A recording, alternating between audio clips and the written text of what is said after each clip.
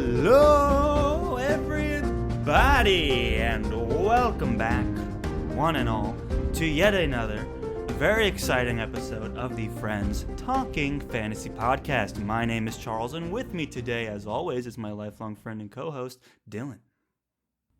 I'm ready to talk some fantasy with my friend, Charles. And I am ready to talk some fantasy with my friend as well, Dylan, and not just any fantasy today. Because you know that us at Friends Talking Fantasy, we're always busy doing deep dives on popular fantasy books. Perhaps we're doing some book recommendations based off of various interests, tastes, and scenarios. Maybe we're even interviewing authors from time to time. It's been known to happen. It's something that we also really like to do and rarely give a moment to bring into the show is discuss film, movies, cinema. Isn't that right, Dylan?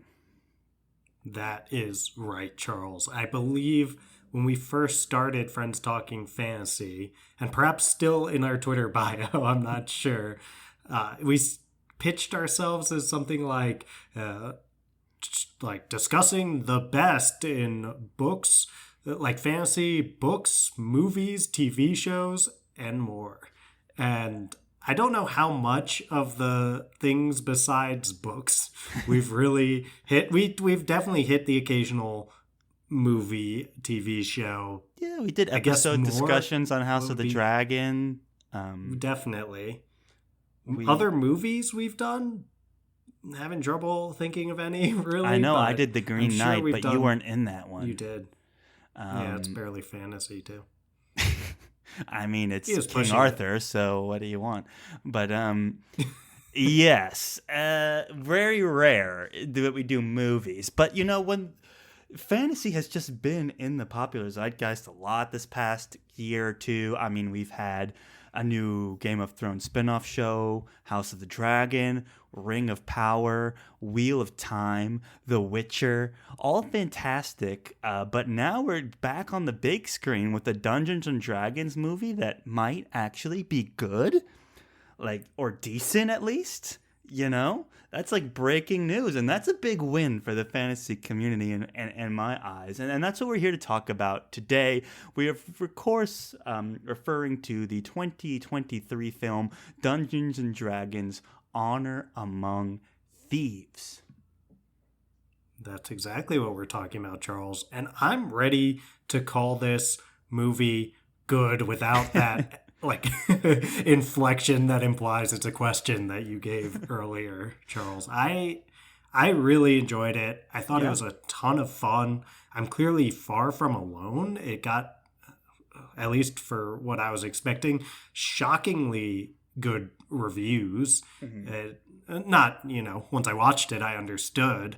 But when I first saw that there was going to be a Dungeons and Dragons movie coming out, and I'm a big fan of Dungeons and Dragons. I've played my share, not currently in a campaign, but I have played my share, and I was definitely thinking, oh, this is going to be crap. And it harkened back to, they came out with that movie called Warcraft. You remember that one, Charles? I do. And it's, I think, 2016.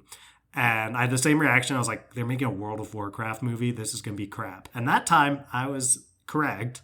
I mean, I looked up the Rotten Tomatoes for that. It's somewhere in the 20s, I believe, or maybe low 30s, like 31%, perhaps. I'll look that up in a sec. But that got terrible reviews. And I did not see it. Maybe I would have loved it. But then, new Dungeons and Dragons movie coming out. And I did not see it for a while, as you can see that this episode's just coming out now. But when I started to see all the positive reviews and all these people saying how much fun it was, I was like, all right, we got to check this out. And it delivered. I really enjoyed, I think it found a perfect balance of not taking itself too seriously while still not going so far into the campiness that it was just cringy. So it walked a beautiful line and even had some heartfelt moments and some themes to deliver on, Charles. So It sure did.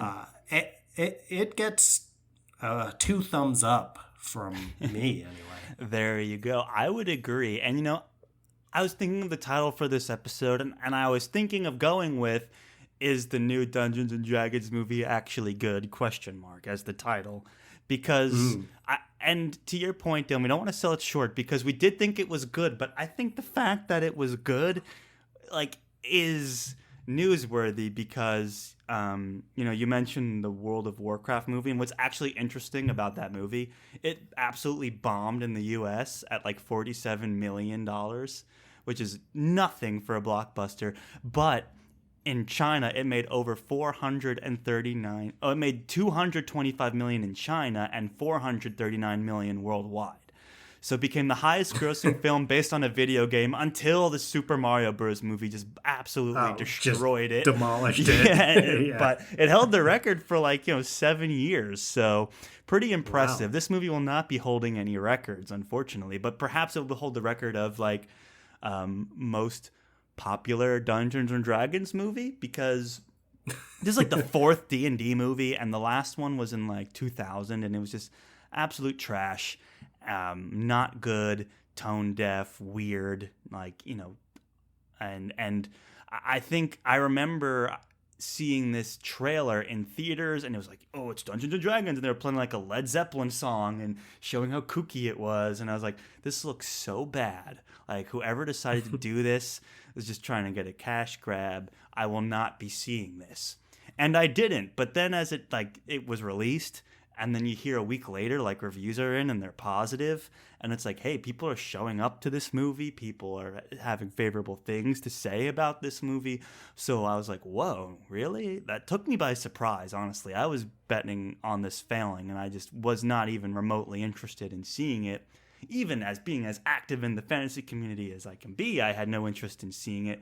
But once people said it was good, I'm like, Dylan, I think we need to watch this and talk about it, because people are actually vibing on the Dungeons and Dragons movie. And I would agree with you, Dylan. 2 thumbs up over here as well. This movie surprised me in a lot of ways. And, fantasy in popular culture, fantasy on film, can go in so many different directions. And I'm thinking back to what's super popular right now. It's like House of the Dragon, where the tone is so serious and dark and depressing, and in your first episode you have a woman brutally dying from childbirth, and it's bloody and horrific, and it's also somehow a accurate social commentary on a patriarchal society, and it's depressing. And then you have the Dungeons and Dragons movie, which is like, ha ha ha, hee hee, and it pulls it off. We've talked a bunch of times how there's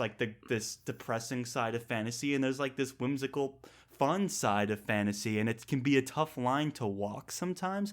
And to me, I think what this movie, the reason it's getting good reviews and its successor, its previous iterations did not, is it hit that tone just right in terms of humor, good nature, but still fantasy action and villains and battle scenes. It towed that line just right.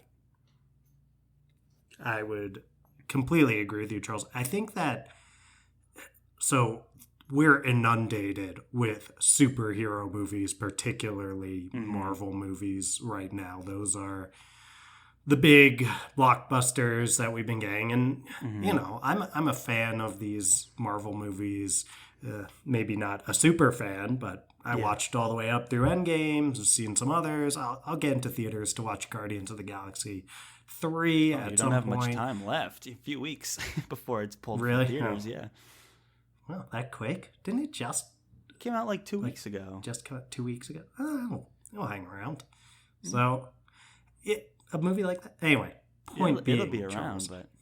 It'll be around. Point being, I like those movies, and at the same time, you can get Marvel fatigue. And I think post Endgame, I really started to. I think some other folks have as well. And I think that this movie kind of hits those similar notes in terms of the tone of it, right? Like it's kind of campy, it's funny, sort of mostly joke a minute type thing, and we're used to these classic, like superhero does something, superhero makes a little quip, like, Yeah. oh, Iron Man, Tony Stark, you quipping bastard. But I think we got a lot of that kind of feel, which of course people enjoy. That's timeless. But we got a totally different milieu, a totally different setting. We got like all this fancy stuff going on. That it's just a completely different genre, even if the tone is similar and something that people, of course, enjoy from their blockbuster films. And I'm just so happy to see it when a movie like this can succeed, or even a movie like the Super Mario movie, which I haven't gotten the chance to see either, just to get some sort of like blockbuster movies that are doing something other than superhero movies. So I really appreciated the way that they walk that line that you're talking about, Charles. And sometimes we just need some good old fashioned fun. Yes. Otherwise, we're just down in the dumps all the time with Absolutely. our media and that we're fun, consuming. but not like where it's just so silly that you start to lose people and it's not funny.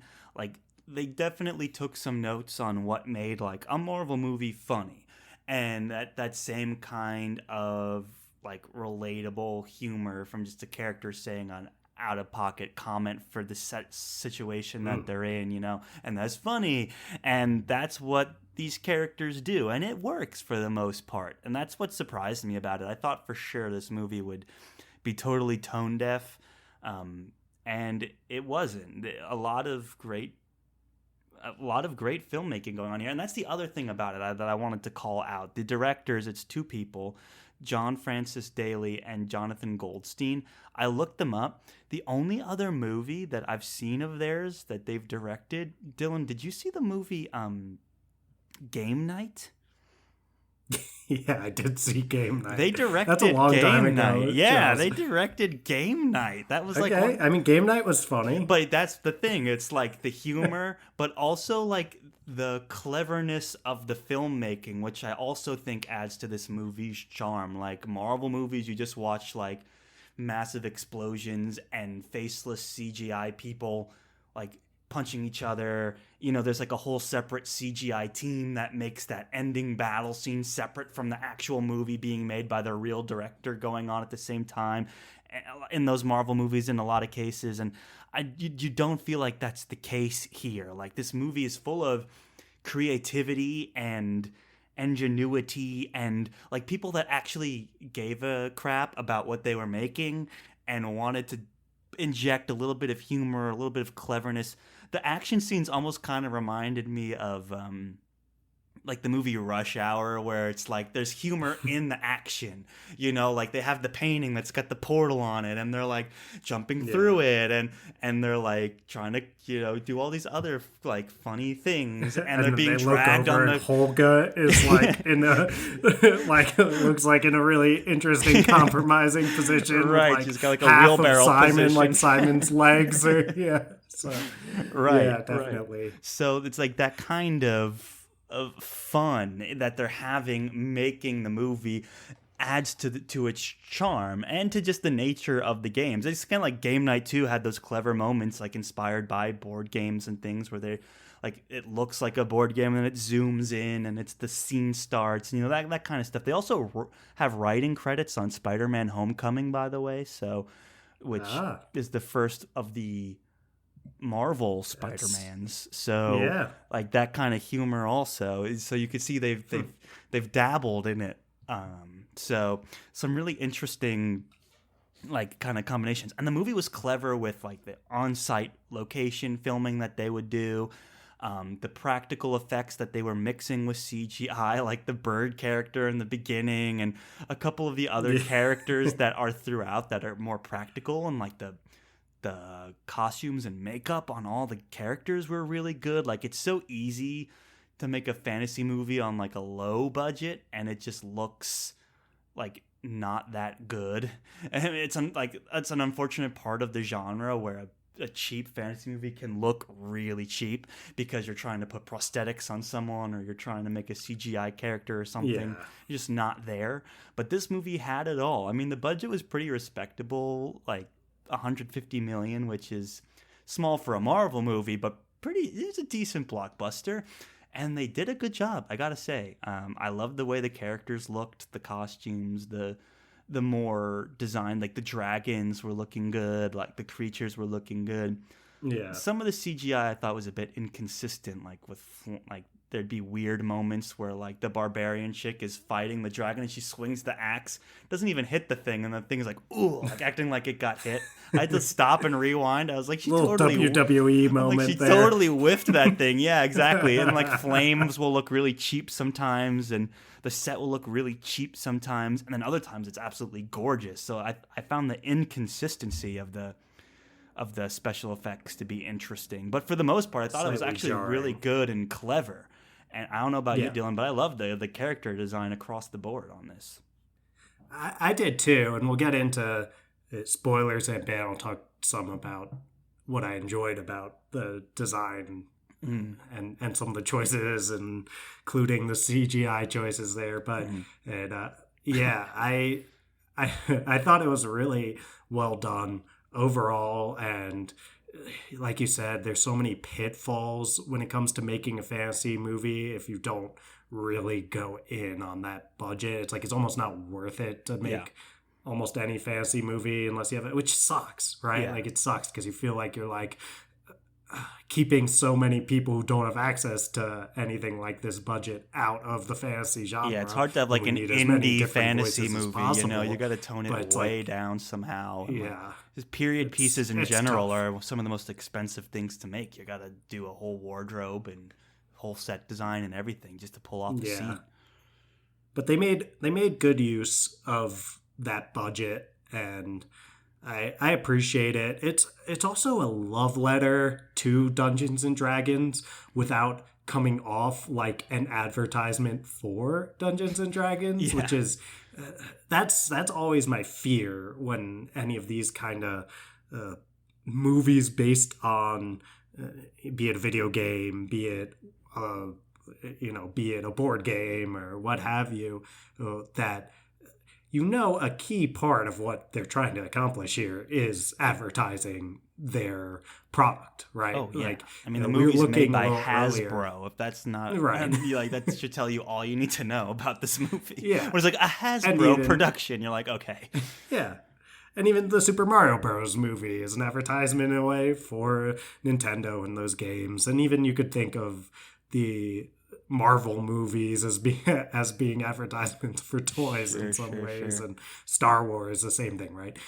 So in a way, all of these movies have kind of become ads in themselves, but it's especially something to be wary of when the movie is literally titled the name of the game, right? Right. Dungeons and Dragons is the title with the subtitle afterward. So it's something where they, again, walked a line perfectly. They had all the stuff that Dungeons and Dragons players will recognize and love, from the owl bear to the gelatinous cube, and having like clear classes and races that each of the characters are, but they never start like moving toward anything like, oh, like what level is this person? It's like, oh, Right. that's going to make it inaccessible. Like, Right. oh, like there's all sorts of things they could have done to kind of like take you out of it. Yeah, and they take didn't away show like the from kid. It the turned out to all movie. be kids' imaginations as they're playing the game. And you see them close the book, Right. and it's got the logo on it. Like it's Right. it wasn't that obtuse. And to your That point, would be Dylan, we bad. talked about walking the line.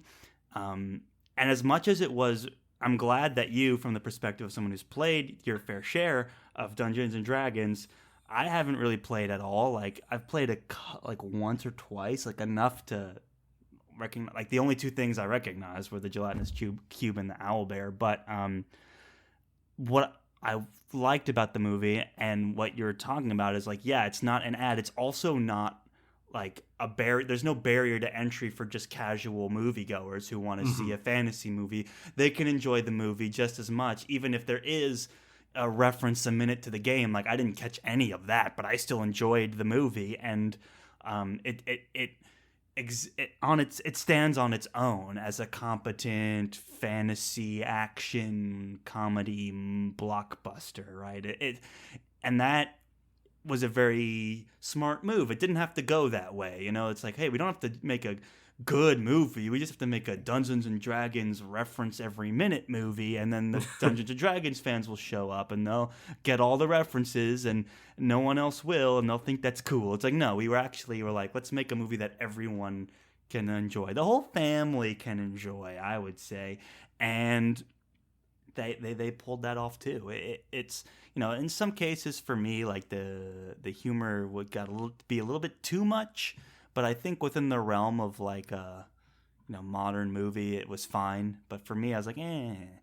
And then of course it's like 2 hours and 20 minutes long. It's like, does it need to be 2 hours and 20 minutes long? This could have been a tight hour 30. Real strong. It didn't need all that, but you know, yeah, it's a fantasy movie. Okay, you got to give it. You got to give it 2 hours. I wouldn't be take it to hour 45. You know, I love a short movie, but it was like I would have been 15 minutes before they even showed like the title. Like they did a whole background that was 15. Okay, but that's also long. like. That's kind of part of the love letter to Dungeons and Dragons, is having him read his whole backstory, basically, because that's like when you're first starting a game, you might have like everyone read their backstory at the table or something of that nature. And actually, I thought the whole thing they framed it well, right? Because they made it where he's basically trying to stall for Chancellor Jonathan to get there, so he keeps like trying to go back and tell more stuff that he'd already told and all of that. So it was done in a way where like giving people's backstories and flashbacks can be such a pain. Like it's so annoying when that happens in most films, but they did in a way that both felt like very Dungeons and Dragons while also like making sense within the context of the story. So and the end of that scene was great, which for that, trying to keep it spoiler free, but exactly, that was hilarious. That was funny. And again, another that's when I was like, I think I'm gonna enjoy this. I saw that practical effect. It looked like that creature was gonna fall over any second. I was like, when I walked into the room, I was like, oh god, that thing is barely standing up on its own. It's gonna fall over. So they did a fun. They had, and that's what I want to see. Honestly, I swear, every time I go to the movies, I'm like, can I just see a movie where there's a creative vision and people are having fun? Like that's like. I can't tell you how many times I go to these Marvel movies, no creative vision, no one's having any fun. It's just a action blow up fest where there's a giant explosion at the end, and then it's like sets up another movie, and you're like, this is so stale. And then other movies will try and replicate that to build their own universes and just fail spectacularly. And it's like, can we just have filmmakers inject some style into their movies and character into their movies and like have fun with the process along the way? Like you could probably tell someone was laughing their asses off designing some of these characters, having a good time, like storyboarding the action scenes and just thinking like, well, how can we challenge ourselves to come up with something like even more ridiculous? And like, you know, whether it's an obese dragon or a portal gun chase or both an obese dragon with a portal gun in the same sequence, like it's fun. And it's just something that I can't stress enough how rare it is to see in a big film like this, with like sequel potential and like so many different interests from so many different corporations, that we're able to get a movie with spirit and character and charisma is super rare. And like, speaking of charisma, the one thing I wanted to mention is I think a huge reason why so much of the humor that could be too much for some people, but it totally works for this movie, like the reason a lot of it works is just the charisma of the whole cast. Like Chris Pine totally wins you over. No pun intended. regarding the D&D Yeah. attribute of charisma. Oh yeah. Although Chris Pine's character, Edgin Darvis, definitely a very high Absolutely. charisma bard So and easy to high cast charisma that actor. role and have it just be Yeah. cringe. Like, oh my Oh god, yeah, like they're bards. trying so hard. We They're talked about this with The overacting. Witcher. Yeah, we Yeah. talked about this with when we were talking about The Witcher. Bard, such a tough role to cast, and they nailed Right. it in The Witcher, and they totally nailed it with Chris Pine We've gotten in this lucky one. with our bards lately in modern fantasy film, you know? It's Yeah, been good. And like we've seen it fail so many times. And not even like even just a comic relief character that's just too much, you know? It's like, okay, or like, I'm thinking of like you think of like Rick and Morty like season 9. Like, this is too much. Like stop. Stop, okay? And now you're here and you're like, okay, this could easily be over the top. You're in a Dungeons and Dragons movie, and that's what happened in the early 2000 movie. It was just like the actors were like way over the top and it just failed. But even like someone like Hugh Grant who's like playing this role, he pushes it so far, and but he never feels like he's overacting. Like he's overacting but he's still in the character and it never is too far. Like these yeah. characters are Well, it so feels charming. like the character is the over actor rather than Hugh Grant, if that makes sense. Yeah, Like Hugh yeah, Grant is playing a character who happens to be an over actor in themselves, which is like it's a hard balance to strike. yeah. So I would say, to end the spoiler free, I'd say it's a very clever movie that managed to pull off what I thought was impossible, which was a competent and fun Dungeons and Dragons movie. And the only way they did that was like the charisma of the cast and the vision and the passion of the filmmakers that were involved in it. And I think anyone even remotely interested in just wanting to see, like, it brings them back to like Pirates of the Caribbean, where it's like, hey, you want to watch that 7 out of 10, 8 out of 10 fun popcorn movie? Like, I love the first Pirates of the oh Caribbean. yeah, For the that's like an record. 8 or Number 9 one out of is 10. like, That's like yeah, that's way better so than this, good. let's be real. But this is still delivers on that kind of experience of like, hey, look, it's not going to be your favorite movie of all time, but it's going to be a fun movie night. Right. It's going to be fun. And whether you're a D&D fan or not, or whether you're an experienced D&D player or not, like you're the D&D experienced guy, I am not. We both enjoyed it, and that alone, I'm just impressed by the movie. It's like, wow, you actually pulled it off, and people are actually giving you good reviews, and the headline is like, no one thought this was going to be good, but it actually, guys, this movie's actually good. Did you realize? Like, that's kind of the Well, conversation that's happening online. that's yeah, and definitely some of the conversation that we've been having. I mean, if we were more on the cutting edge of this thing and we saw it right away in theaters, I think your idea of this is the Dungeons and Dragons movie actually good? Like that would be perfect. The problem is like the jury's out. This thing's good. Yeah. And it's very accessible, like you're saying, for so many different people, and we really enjoyed it too. I'd love to be able to give like more edgy takes or something. You might leave this thinking that I don't know. We said something totally new and like a headline maker or something. Not that anyone's writing articles about what we say, but that being said, everyone says it's good. We agree. Yeah, that's our hot take. Good movie Yeah. is good. We're very brave Yes. about that. Yes. Very brave of you, Charles. Stunning and brave. Thank you. And yeah, so I actually really like what we did there. We don't always get like a very true half of an episode that's spoiler free that feels worth talking about. I guess it doesn't lend itself as well to that when we're doing a deep dive into the book. But yeah, I'm glad we got to do all of that. In case anyone listening hasn't seen the movie yet, I hope that gave them an idea. But sure. I'm looking forward to getting into some of the more specifics with you here, Charles, in a spoiler section. So yeah, let's do it. I'll give my patented spoiler warning here. Nice. Where we're going to get into the plot of Dungeons and Dragons: Honor Among Thieves now. So if you haven't yet seen this movie, now's a great time to do it. I believe it's on Paramount Plus. That's where I watched it. Me too. And you have that opportunity now. Come back here later. But for now, turn this down in your headphones if you don't want this movie spoiled for you.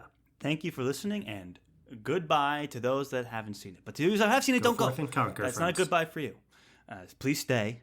And 5 stars on Spotify. Yeah, give 5 stars on Spotify if you're leaving now. If you're staying, also leave 5 stars, but maybe, also listen to the end. You can do it at the same time You as can. listening. You totally. It's super You easy. listener right now. I know you're listening. All right, just go on to that Spotify feed for Friends Talking Fantasy podcast, and just right now give us 5 stars.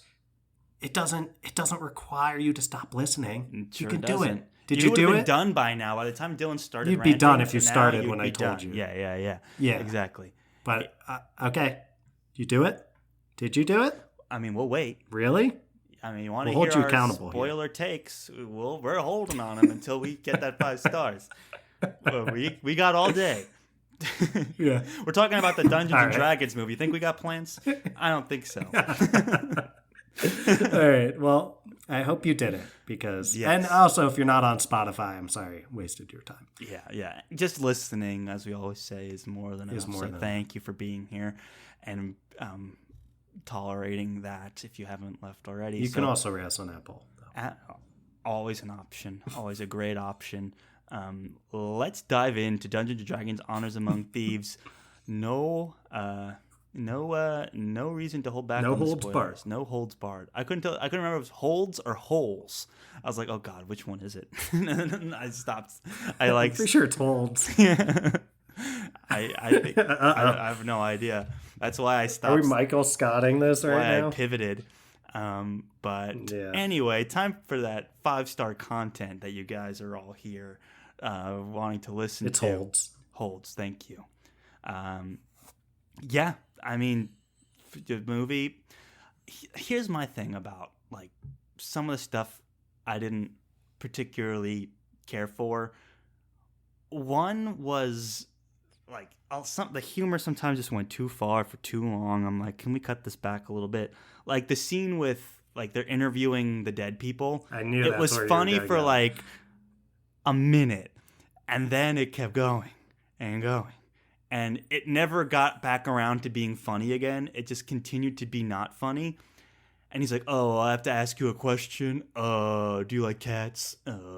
What's your favorite food?" And then at the end, they freaking call it back. I'm like, "Did you think this was the funniest thing you ever wrote? Like, it wasn't funny." And then the callback is that he's still there, being like, "Could someone ask me a question?" I was like, "That was a waste of time." Yeah, that was a weird choice to be like the last thing they showed. So I thought it was funny the first time that Yeah. that he had to ask him a couple more questions. Yeah. And then was like, "Oh, what do I ask?" But yeah, I didn't think it was something that was worth. And it's Like, funny because now I have to do it again. my And this brain time I also forgot. had It's the like, thought of like, what if you don't have 4 questions to ask? What happens? So it's Yeah. like it's funny that they did that, and then it just kept going and it didn't stop. And sometimes when you go Yeah. on for too long, it becomes funny again. That did not happen. It did not happen. Well, generally the humor hit well for me. Yeah, I think that definitely.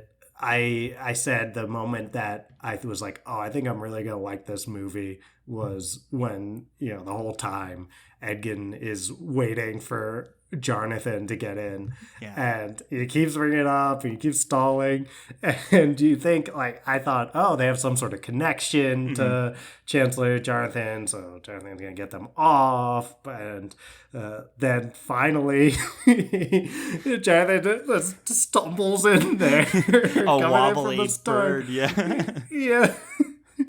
And then the fact that they just like tackle him out and break him through the window. Yeah. And then they're like, That the was plan funny. was that he'd have to fly to sustain That himself. was funny. And then they had the callback with Hugh Grant, and Right. he runs, and and it's bricked They sealed over, it up. and he's like, "I'm sorry." And the Dragon Boy's like, "I don't know what I was thinking. I'm I don't know what sorry." came Like, over that me. was funny.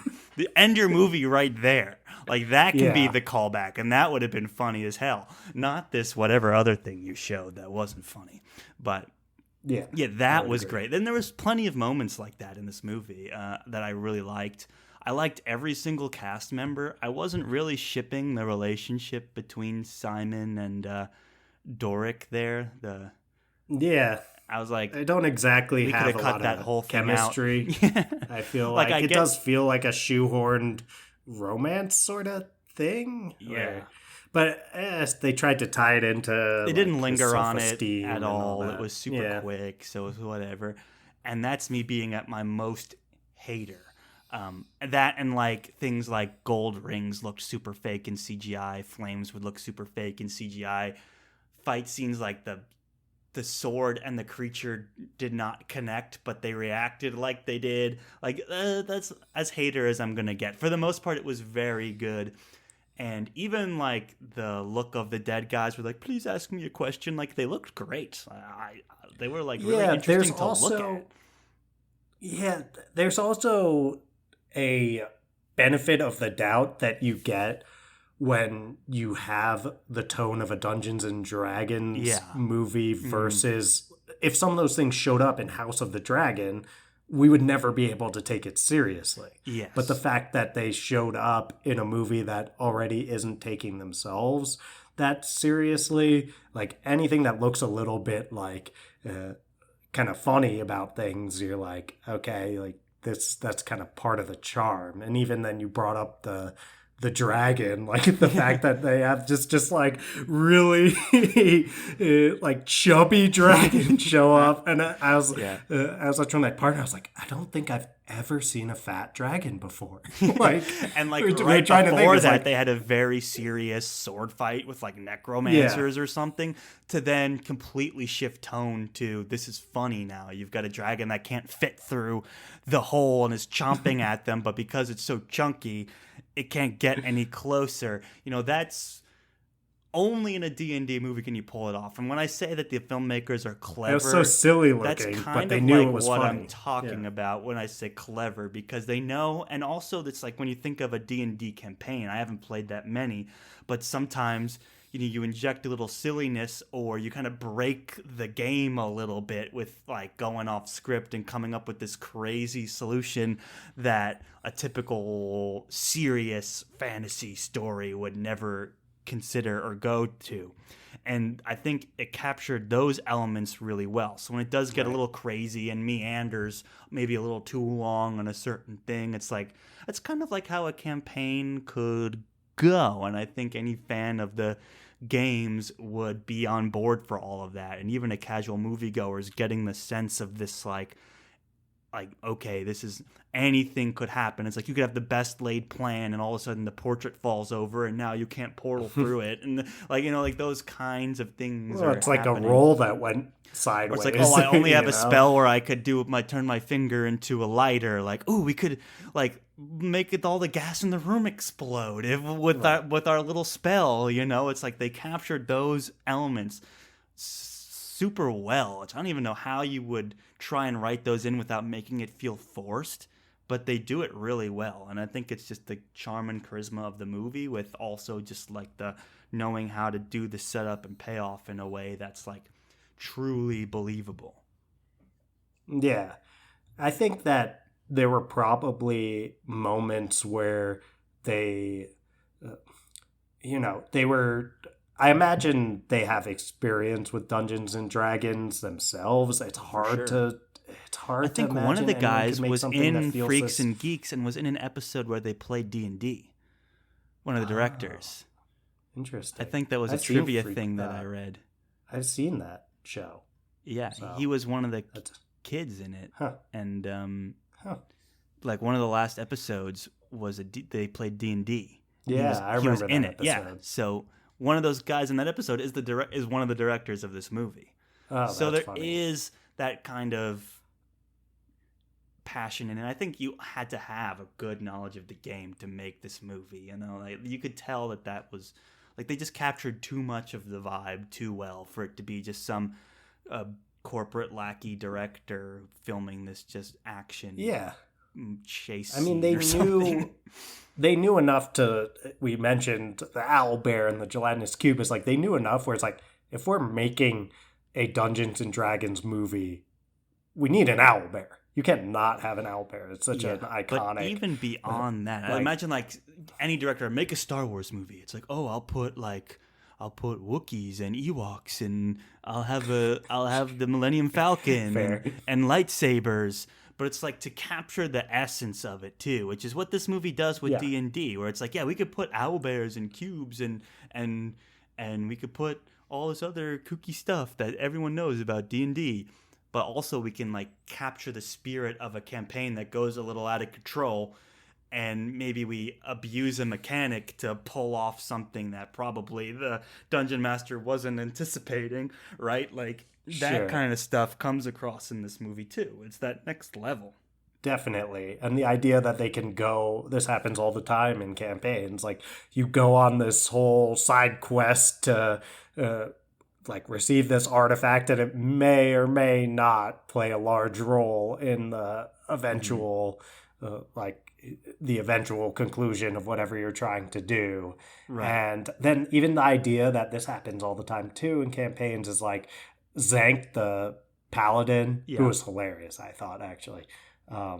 Like he joins the crew and he's super like powerful, but then he's not going to join you for the rest of, like, it's an NPC that's become a party member temporarily, which dungeon masters do all the time. They're like, can't have this person there for the main quest because it'll make it too easy. So then he's just got his own things going on, and he just walks away. He walks away completely straight, like he goes over the rock. And even just the idea too that a paladin would be someone with no sense of irony or humor and just a complete stick up their ass is a very Dungeons and Dragons thing as well. So those moments, okay, these directors actually appreciate the game.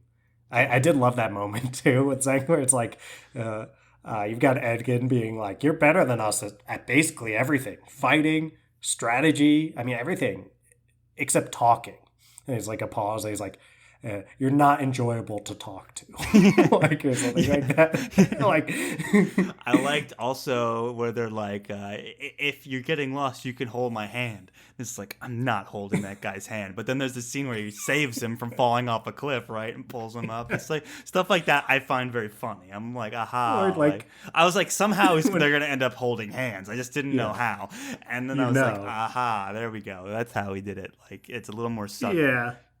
Or even like he's riding the horse next to him. And he's giving him this whole speech about like you'll find your way back to Harper's, and Gideon's like, can someone else like ride their horse next to this guy?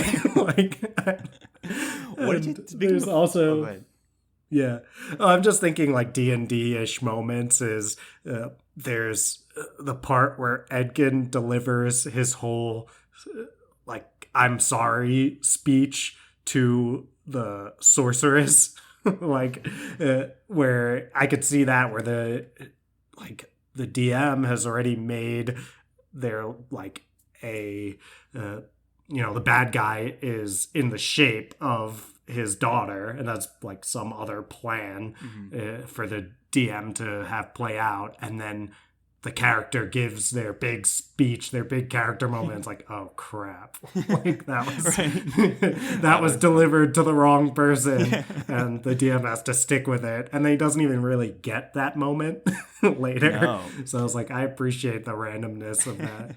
I liked the the shapeshifter character, Sophia Lillis's character. She was from It. Oh, the druid. Yeah, the druid. Thank you. Doric. She was pretty good too. She kind of won me over. I just saw her as the kid from It, and it's like she plays a much more like mature action role in this, and it paid off for me too. I liked it, and even though I wasn't a fan of the relationship, I thought she was good. The Simon character was good too.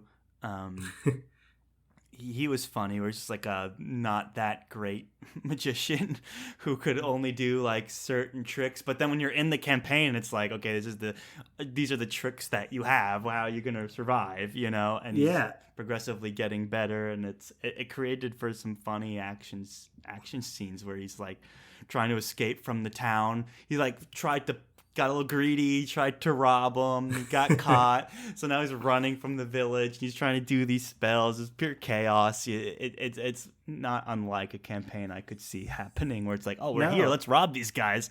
Why not? Yeah, and the fact that his magic like will do things that he wouldn't be capable of otherwise in these like crazy moments. That's a thing in D&D for sorcerers is wild magic, and he even mentions like, oh no, that was wild magic. Yeah, it's another moment where it's like, well, they'll just throw that in, but it's an aside and a moment that doesn't really go over your head in a way that is harmful to your viewing experience. You just hear like, oh, that's wild magic. All right, yeah. Fine. Looked pretty wild to me. Or you're a person acquainted with D&D and you're like, he's like using the wild magic, and like that you basically roll and like random crap will happen just like based on whatever you rolled. It's really interesting. Derek was going to do that when Derek, your co-host from your Vanity project, Roger, a Star Wars podcast. One of the times when we tried to get a D&D game going, which has happened many times, and then we never do. Derek always wants to play the wild magic sorcerer. Oh, that would have been fun. It definitely fit Derek's character. The Simon type. Well. Oh, for sure. Yeah. Olga the Barbarian, I also liked quite a bit. Michelle Rodriguez, she looked familiar, but apparently she's in all the Fast and Furious movies, which I haven't seen since Fast and Furious 3, so I'm a little bit behind. But she was good. Like, she jacked, by the way, and then like, oh yeah. I mean, she looked great. I can only imagine what her workout regimen was like leading up to this. Right. Well, I read one of the trivia things about how much like extra muscle mass that she put on and was like trying to lose for another role and something like that. But yeah, she got Jack's mad respect for that. But she was good. You know, sometimes when you have this like deadpan barbarian type, like it can be overdone. Like I even think of Guardians of the Galaxy. What's that character's name? Played by Batista. Batista's character. That character can be hit or miss for me. And this character kind of fills a similar role, but I thought she was really good. You know, really consistent. Yeah, well, Batista's character, I'm also blanking on, like actually, Zank the Paladin reminded me more of Batista's character in the way of like having no like sense of irony, so it'd take everything very like obviously totally different like characters and personality. Purposely funny, totally. Like no, but I see what you're saying. Everything was literal with both of those characters, but anyway, definitely the brute. Yeah, in terms of the Olga Edgin relationship I really liked, where it was like platonic camaraderie, adventure bros, like hanging out, found family kind of thing. I thought they were really good together. But Edgin's lips are too small for his face or too big for his face? I can't remember. Too small, I think. Too small was what she said, probably. why she wasn't interested in him. But I'll also say that relationship... She's into Bradley Cooper, so that's a tough guy. Oh, yeah, well, that was... I want to get back to the relationship and how it ties into the themes, but I want to say on the Bradley Cooper that was wild. I was laughing my ass off when I saw Bradley Cooper. I was like, and he was just sitting there smiling, not saying anything, and the camera's like looking down on him, and he's like super tiny. He's like, it's so funny. And you're just laughing. He's the biggest star in this whole movie. Like he's the biggest name in this whole movie by like. And it's weird, you got to put respect I looked on up the Hugh cast Grant's beforehand. Name, but yeah, he's way more famous now. Like Bradley Cooper's A-lister. But yeah, Hugh Grant's got a lot. Chris Pine's been in a lot of leading roles before, Star Trek and all that. Yeah, but Bradley Cooper is by far still level. the biggest star in this movie, at least in terms of like their presence right now. Big time. And yeah, so I looked up the cast. Like, I didn't do a whole like search of it, but I looked up the cast before watching the movie. I was like, who do I know? And I didn't see Bradley Cooper because he was so low build. And then when he showed up, like in that cameo, I was like, wait, is that Bradley Cooper? And I was like, I kept doubting myself because I was like, yeah, that guy looks exactly like Bradley Cooper. Yeah, I was like, yeah, exactly. I would have known if Bradley Cooper was in this movie. I'm like, but that's gotta be him. His hair is kind of like, and just the way his and they film him from pretty far away. They don't zoom in for a while, and like you're so distracted by how small it is. Like he's been kind of CGI'd to Uncanny Valley kind of vibes, right? Of like, is that Bradley Cooper or not? He's been so processed. Interesting. Like I did read they filmed that way later, like in post production. He walked in on set. Did? Like Olga's stuff was already filmed. And they're like, Bradley Cooper's on set. And they just like filmed it and then put it in the scene, you know? It's just kind of funny. Oh my God. I mean, how could you not? So like one of the top A-listers in the world is agreed to do a cameo. Even if you're 90% done with the movie, like, who cares? Put him in, make it work, whatever you got to do. So wait, did they have someone else in that role already? Or like, I honestly did they make the whole storyline? No, maybe he was. Maybe he had agreed to do it from the beginning. It's just the timing didn't work, so they like prepared. Because he's in another scene later too. He comes back at the end, so it wasn't totally like. There's some times where you could tell that, oh, this person just happened to be on set and they filmed it. I don't get that vibe from this. They did say it was filmed way later, but probably because Bradley Cooper was like, yeah, I'm busy being an A-list Hollywood star. But if you could find some time for me during post-production, then I could do something. And then they were like, whatever you say, as long as you agree to be in it. So yeah, I'm sure that's what happened. Yeah, that was a great way to use him. And yeah, so funny. Yeah, he so barely did anything, and I was laughing. He's like, I got that kind of charisma. Him sitting in the chair like a little kid looking up.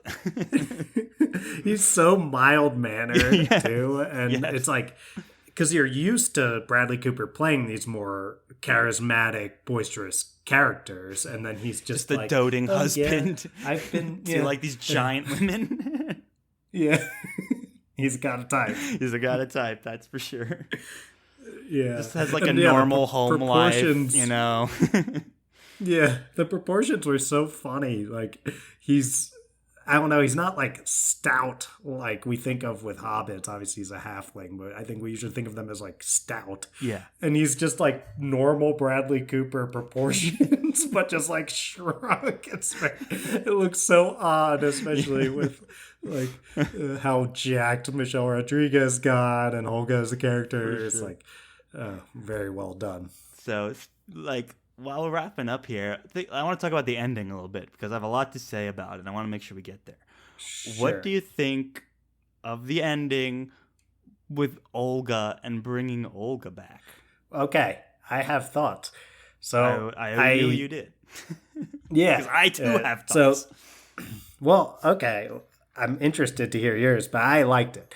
And I liked it because it is... they made it very clear that there's no romantic relationship between Edgin and Holga. Mm-hmm. And the idea of how, like, Chris Pine's character, Edgin, was being selfish, he even says at one point to his daughter, like, I wasn't trying to bring back your mother, I was trying to bring back my wife. So then the decision in the end, like, of course it's, like, contrived sounds more negative than I want to be, but it's a very like on the nose thing that they like specifically made Holga the one that is dying of the same thing as his wife and blah blah. But instead of trying to bring back his wife but not her mother, he then brings back her mother but not his wife, because she's basically like the surrogate mother.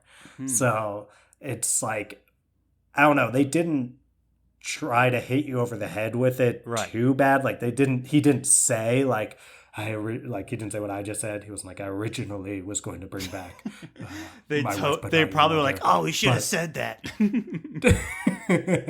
but they made it pretty clear because there's like the Hmm. sort of flashbacks of like the ways in which she was her mother in every way but biological, and we know that she never like really got to be she never got to know her actual biological mother because she was a baby. Hmm.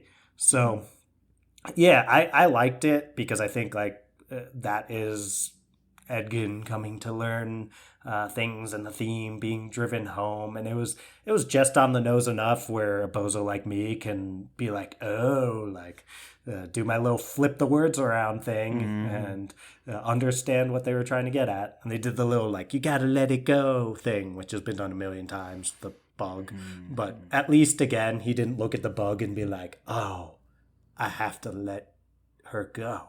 Yeah. Like they just had the bug from earlier. So is it a little on the nose? Was it a little contrived? Sure. But I liked it and appreciated at Yeah. least they didn't go too on the nose. That's a very good explanation. You kind of won me over a little bit. I still like. I liked ultimately the direction of the story. The scene just felt so wild to me. I was like, why wouldn't you want to bring your mom back from the dead? I don't understand that part. Like, yes, this woman is actively dying in your arms right now, and they're here, and you can revive them. But it's like, I the decision for these characters to be like, you know what, it's okay. I don't need to like bring my mom back. Let's bring Olga back. Seemed a little rushed to me, a little contrived. But I get what you're saying, and you're right. And I'm being a bit of a hater. And when I watched it, I was like, I get why they're doing it, but I also feel like they would have addressed it a little bit more, talked about it a little bit more, something. It's like, so you don't want to bring your mom back? You're just never going to see her. Like, you thought you were going to see your mom and now you're not. Like, it doesn't make you feel a certain kind of way. Like, I don't know. That was interesting to me. But to your point, Well, I think it was for that character, everything was like for the daughter, everything was moving like pretty fast. She just found out that like talisman even does that. mhm, And like I don't know. I think she would prefer. yeah, Like, imagine if you didn't ever meet your biological mom and you had a great adopted mother, yeah, and you were totally, in a similar totally. scenario of like any day of the week, you're bringing back your adopted mother. Sure. And I think, yeah, it's about Edgin learning that lesson. And sure, like maybe Edgin would prefer to have brought back his wife, but this is him like finally putting his daughter's needs above his own in a Mhm. way that he like hadn't been able to before. Well So said. I could they have built toward it a little bit better? Yes. Am I somewhat partial to it because when I was watching the movie, I said to my partner like I said the little wife mother thing that I came up with, and I felt like I was clever for a little bit, and then I was like, I like this now. It made me feel smart. Sure, Yeah. Right, that's all right. playing a I role, do think it was but a smart, great way to do it because it's complicated. Like you said, Edgin and Olga are not romantically involved. But they did raise this child together for a large part of their life, and they are bonded in that way. And there is that kind of like romantic bond in that way, not like I love you, like we're gonna be husband and wife, whatever, but that way of like, hey, we've been through a lot together. We understand each other on an intimate level. We've raised this kid together. Like there's those connections there. And the idea of it being a selfless act too is a very strong one. So more clever than I was expecting from a movie like this. But again, I feel like the whole ending, even right up before that, with like the Hugh Grant and Kira are on one side and Edgin and Olga are on the other. And then the way Kira was able to like switch sides, and then now we're bringing Olga back.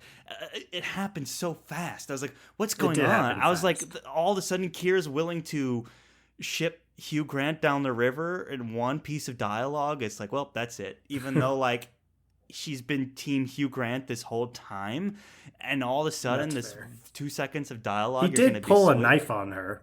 Eventually. I think that would But change. she was that. already ready to switch sides at that point. She was already like walking over, like, really? How could you?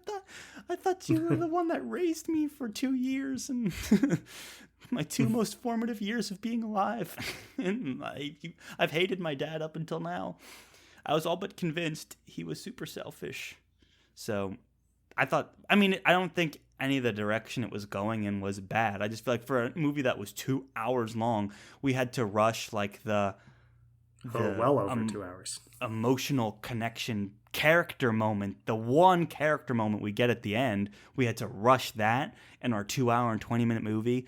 We spent more time developing the dead soldiers than we did developing Kira, and that kind of annoyed me a little bit. But not that it was bad. I still liked it. And honestly, did I want more time? Not really. Like, just I'm glad they showed it and they didn't explain it anymore. They would have just explained it more, and then I would have been complaining about how they over-explained it. So I'm fine with it. I really am. I just felt kind of like this was kind of odd. But I do like when they revive Olga and she's like, "Oh no, you didn't waste that on me, did you?" Like, that was kind of funny. Yeah, it's. I see all your points. I think that it's almost just the moment itself was like, oh wait, what happened? Like, oh, now she's gonna die. Like, what's going on here? And Kira, her character is pretty much just a like one-dimensional, like Edgin's daughter. Like, that's her personality, which real NPC. Of course, left her feeling. Yeah, she definitely feels exactly like an NPC who the dungeon master was just trying to use as motivation for the Edgin character storyline. And maybe that's part of the love letter to D&D if we're being very charitable to the movie. but overall, I appreciate the effort toward actually having themes and morals. Yeah, it was kind of challenging in there too. Yeah, and it was a very like progressive family dynamic kind of thing they were going for that wasn't preachy or anything like that, and it was a really good balance overall. Yeah, just overall a very smart, clever movie. I can't say that enough, and it's like always appreciate when that happens. I've seen so many crappy movies in the past year that it's like, okay, wow, someone actually tried. And you got a cast full of actors that tried and like CGI artists that tried. And, like somehow along the way, everyone decided they were going to care about making a Dungeons and Dragons movie good. And it actually was good. It was an uphill battle. Like you won over public opinion. Everyone was against you. Like no one had any hope that this was going to be good. Right. Everyone was totally ready, like me and you too, Charles, to dismiss this movie. And I don't know. Somehow they've won everyone over. They've won me over. I'm seeing it if they make a sequel. That's the thing. I don't know. I feel like they got super lucky that this movie, like lucky in the sense that yes, they all worked very hard and they were very talented, so it was good. But I feel like, not to be too on the nose here, a real roll of the dice. And this movie barely, made back its budget, which it means it lost money in marketing and stuff, but I just don't think it could do that again. I don't see how it could outperform, how a sequel with the same team could outperform this movie. Like typically sequels don't outperform, they systematically do a little bit less than the last one. So it's like you're already starting on. Is that true? I mean, it's not like the hard and fast rule. I can't imagine that's the case with these Marvel movies, but maybe those Marvels are the aren't like, it's not like, but if you look at Iron Man versus Iron Man 2 versus Iron Man 3, or like, a but typical... I bet you Captain America 2 made more than Captain America 1, and like, so on. Probably same with like Guardians of the Galaxy. Like the general rule for like more traditional sequels is, it's not a guarantee, and it's usually it doesn't do as good, but usually the first one does really well, so they make a sequel. So it's not really the case in modern cinema nowadays. Who knows? Like no one's going to the theater anymore, and the like economy of movies has changed so much. So if it's like popular on streaming, and you can make it for an affordable price, and you can also sell Dungeons and Dragons merch and gaming stuff at the same time. It's like you Yeah, could that's the key. justify it. I think people who watch this movie, like, I'd see the second one with this crew, let them like explore their characters a lot more, and like have them go on more adventures, like take the pressure off a little bit, and just see where they As go. of as of May 10th, I'm looking it up now. This has it over $200 million. Yeah. The general So rule of thumb is you doubled the budget for marketing, and that's how much you have to break even, which puts them at like okay, so then 300 you're mil. looking at 300 Yeah. mil. Which it's That's it's not. eventually. I mean, that was May 10th. I mean, the movie's Eventually, it might already have. pretty much out of theaters, so it's kind of ran its course. But Yeah, it's not bad. Like, especially in post pandemic, that's not bad. It's yeah, not 1 billion Super Mario Bros. Or 1 billion Top Gun Maverick, but it's respectable. It's respectable. yeah. And if you sell some Dungeons and Dragons stuff out of it, and yeah, I wonder. that was one of the questions I wanted to ask you. It's like sequel potential for this, and as much as I would watch it, I would not put my money on the line to make a second one. That's for sure. Well, you've definitely sold me from a like financial perspective on the idea that okay, so this movie might not have even broken even, and it did like 10 times better than I could have ever like thought. Like this is like the Pack in it up my and eyes, call it a job this well is done. like this is like the ideal scenario that could have played out. Right. I guess besides if it did whatever the Warcraft movie did and somehow like picked up huge steam in China, but Yeah, but I Warcraft don't movie still lost money and was a huge failure. And people at least really. like this movie. Yeah. Yeah, it Oh, made like still lost 400 money, something million, but apparently it like, these movie studios, they all say all their movies lose money as a way to get out of paying for stuff, but I've seen the producers. exactly. Well, also sometimes actors get paid on the profits of the movie, which you always go gross, not net. That's classic mistake. But All right, if I'm ever and starring in a also movie. accounting, it's like, oh, our movie, when you take in all of our marketing and all these people, like, it lost $500 million, we'll have to write that off on our taxes. So there's all Right. movie accounting is funky stuff. But yeah, I don't know. I think in terms of the characters and the world and the story and the reception, there is room for more. I just don't see it happening as big as this movie was. I don't see a big film release like next year. I don't know. I think you're I just tempting can't fate. imagine that they thought this was going to go better than it went. And they still maybe they got lost lucky, money? man. It's like, look, you made a Yeah, but I'm 7 saying, out of what were 10 they- movie that barely broke even. Like, call it a day. Like, you did it. I give it more than 7. But Well, on IMDb, it has a 7.4 out of 10. So I'm like, you made a 7 out of 10. 7.5.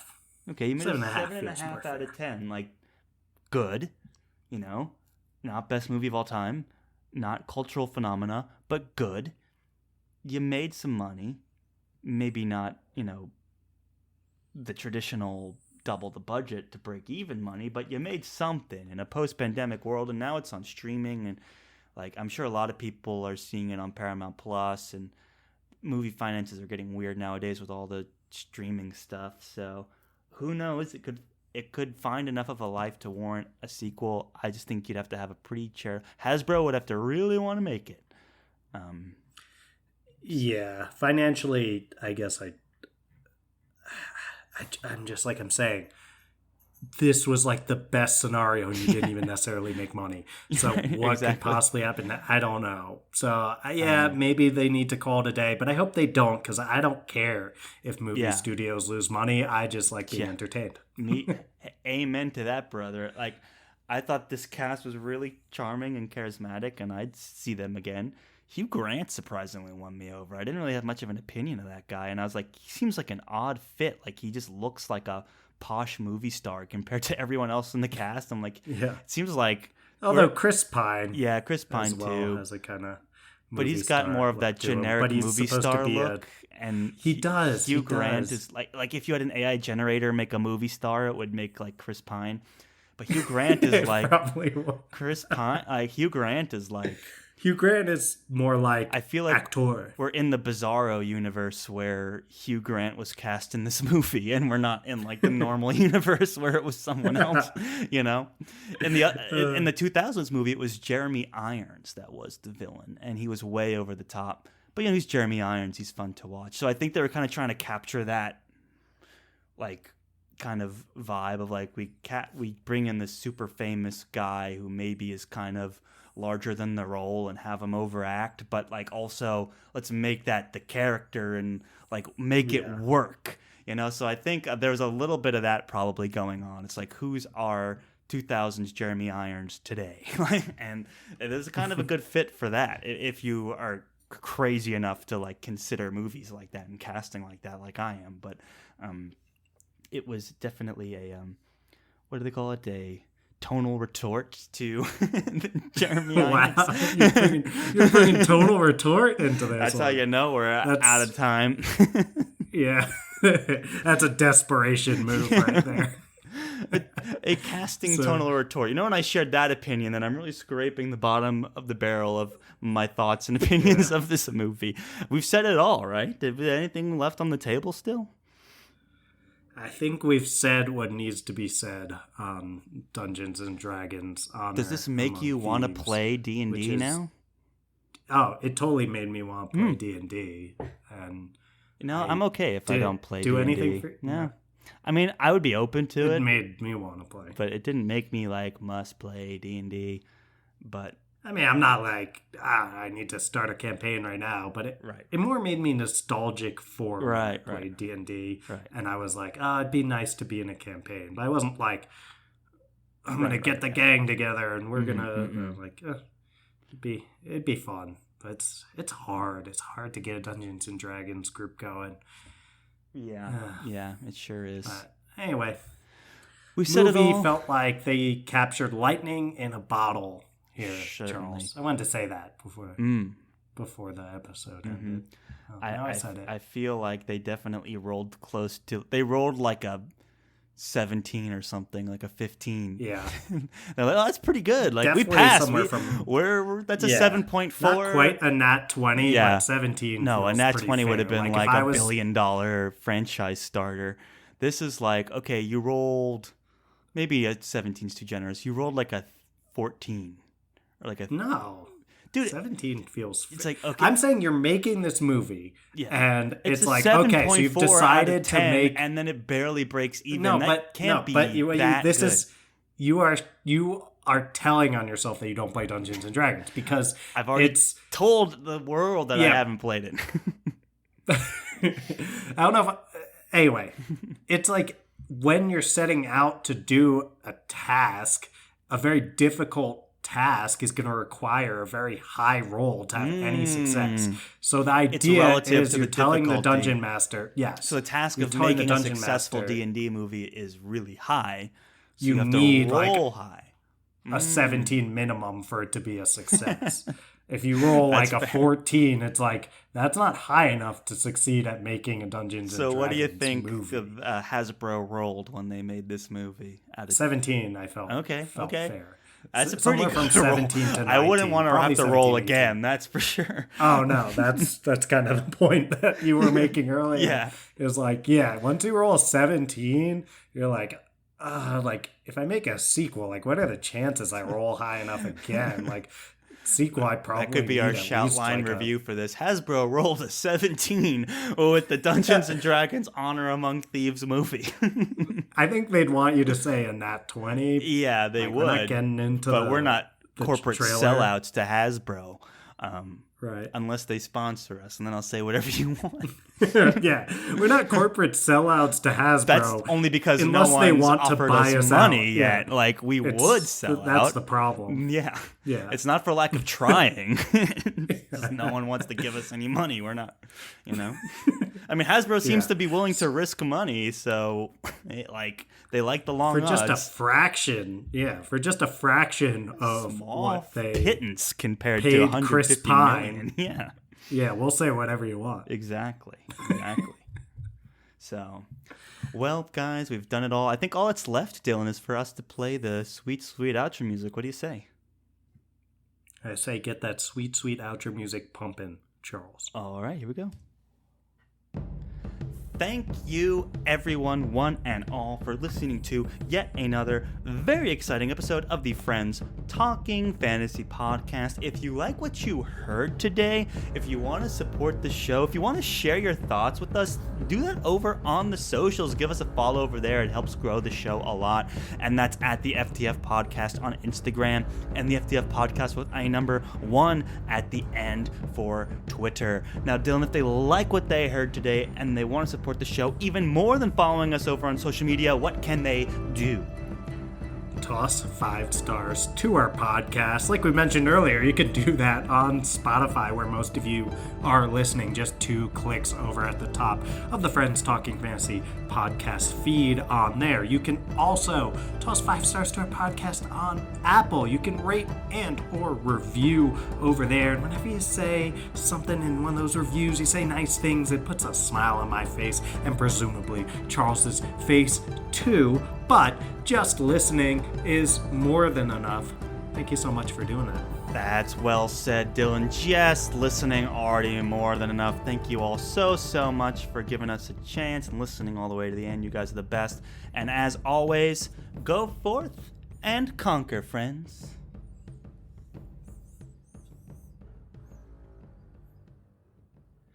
I feel like we should do a... Can someone ask me another question, please? now that we're in the after credits here. That would be funny. That would be. Yeah.